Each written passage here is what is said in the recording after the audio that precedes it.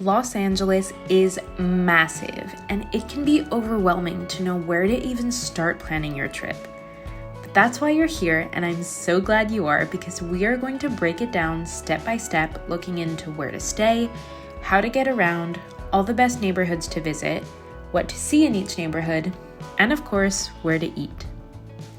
Let's get right into it and talk about where to stay. On my most recent trip, I stayed at a boutique hotel called Mama Shelter in Hollywood. The location was incredible and I loved the fun vibe. They really outdid themselves with the decor. They leaned into the whole Hollywood theme with movie scripts lying around and a biography of local rock star Anthony Kiedis from the Red Hot Chili Peppers. Their rooftop has amazing views and is a great place to take in all of Hollywood. If you're looking for a quiet escape, this might not be the place for you though. So if you still want to be close to the action, but want a chiller, more carefree vibe, I'd suggest staying in Santa Monica or Venice, but prices can be a lot higher. A happy medium might be a little further out in charming Pasadena, a quieter option with beautiful historic architecture, close to the Rose Bowl and Huntington Library. For more affordable accommodation, check out burgeoning neighborhoods like Silver Lake or Culver City. Now, you might be wondering, what kind of transportation options are available to you? Well, it's no secret that the main method of transportation in Los Angeles is by car. However, I wouldn't necessarily suggest renting one while you're there. You'll end up spending a lot of time in traffic and finding parking, as well as a lot of money on the rental itself and parking costs. Ride sharing like Uber and Lyft are great alternatives. They're readily available almost everywhere across the city, and they're quite affordable as well. Another option I used while in LA was the subway. Yep, that's right, LA has a subway system that is actually quite expansive throughout the city. Although it wasn't the most pleasant experience, there are some strange characters and the smell was definitely unforgettably bad. So, hear me out. Another great option for getting around is a hop-on, hop-off bus tour. They pass by all the notable neighborhoods and attractions, and you get some great insights from the audio guide. We got a 3-day pass which cost us about $80 per person and used it religiously every day. The only con is that the bus service ends every day rather early, around 4 or 5 p.m., depending on the stop, so you might have to get a rideshare to get around after that point. Okay, so now that you know how to get around, let me help you figure out where you're going to go. But first, if you have a millisecond of your time to spare and click the like on this video and subscribe to my channel, it would really mean a lot and help my channel grow to reach more people. Now, each LA neighborhood has their own distinct vibe, and some are radically different from each other. Here are my top 5 Los Angeles neighborhoods and what I recommend seeing and doing in each one. Number 1 is Hollywood. It's iconic and home to most attractions that Los Angeles is known for. If you're into LA's entertainment history, this is the neighborhood for you. But be warned, it is also very tourist heavy and you'd be likely to have some strange encounters.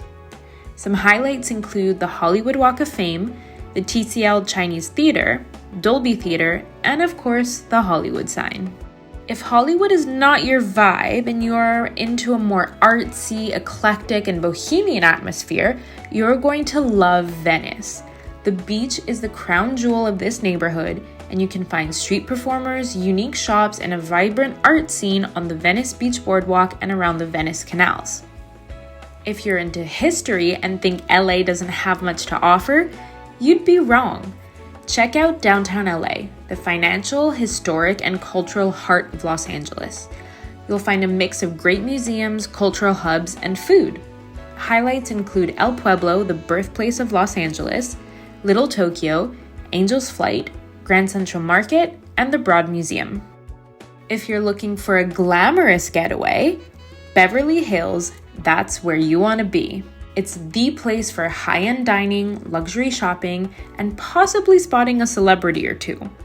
You'll want to visit Rodeo Drive, the Beverly Hills Hotel, and take a walk or drive around its lush tree-lined residential streets. Finally, probably my favorite neighborhood LA has to offer is Santa Monica, With its beachy yet upscale vibe, there's something for everyone, including outdoor activities, shopping, and dining. Highlights include the Santa Monica Pier, 3rd Street Promenade, and of course, the beach.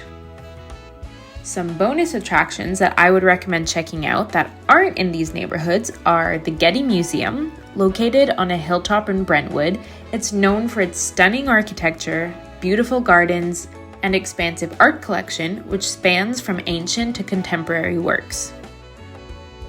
If you're into more iconic buildings on a hill, another great option is the Griffith Observatory. I hiked up the trail from Griffith Park in Los Feliz, which took about 30 to 40 minutes, and let me tell you, the views are very much worth it. Plus, we built up a great appetite. And speaking of appetites, let's talk about my top 5 restaurant recommendations. First up is Harry Styles' favorite breakfast spot, the Beechwood Cafe. It's a charming and cozy eatery in Beechwood Canyon near the Hollywood sign. They have a huge menu that serves all your breakfast favorites all day long, and they also serve lunch and dinner. You cannot visit California without getting an In-N-Out burger. It's obligatory. The chain is known for made-to-order burgers, hand-cut fries, and secret menu items like animal-style burgers and fries, which basically just adds this orangey sauce that tastes like tartar sauce. If you have a special occasion you need to celebrate whilst in LA, look no further than celebrity hotspot Nobu Malibu. Enjoy amazing cocktails, freshly made sushi, and Japanese fusion dishes by the seaside with the most incredible view. What more could you really ask for? For all my plant-based friends, you're going to want to visit The Butcher's Daughter, a trendy restaurant, cafe, and juice bar known for its fresh vegetarian and vegan dishes with a focus on seasonal, locally sourced ingredients. If you enjoy a vibrant and stylish atmosphere but want to prioritize a health-conscious meal, this is the place for you. Last but not least, I highly recommend Grandmaster Recorders. What was originally built as a silent movie theater, then transformed into a recording studio, where the likes of David Bowie, Tom Petty, Ringo Starr, Stevie Wonder, the Red Hot Chili Peppers, and so many more once recorded. Now it's a restaurant that serves Italian-Australian fusion food and pays homage to its vibrant past.